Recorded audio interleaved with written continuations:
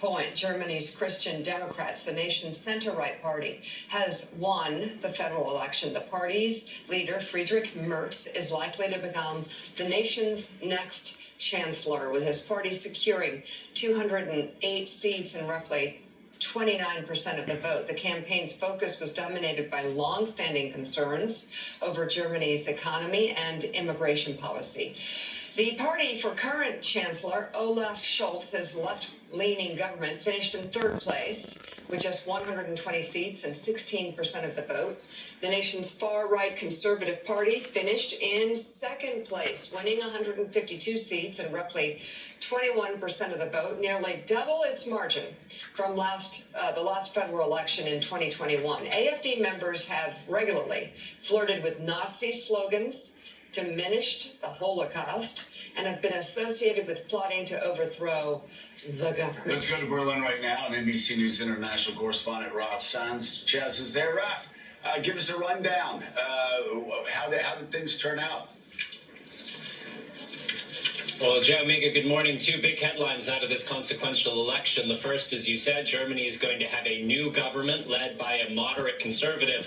But the second is that the far right made historic gains, unlike anything we have seen in this country since the Second World War. So starting with that new government, as you discussed, it's going to be led by Friedrich Merz. He is the head of the Christian Democrats, the center-right party, Angela Merkel's old party. He is a businessman by background. He is in many ways a pretty traditional European conservative, but he is coming to power as in what is a deeply not normal moment in U.S.-European relations. They have an interesting tradition in this country, guys. Immediately after the exit polls come out, all the party leaders go into a single TV studio. They sit around one table, and they have a kind of round table discussion.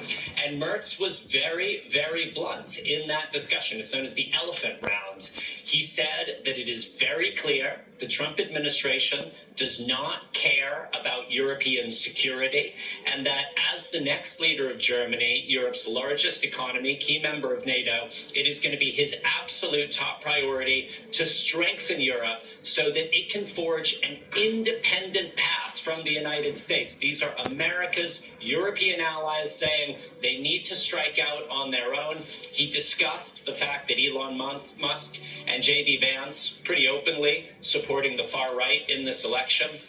And he said that the election interference from Washington has been as shameful as the election interference from Moscow.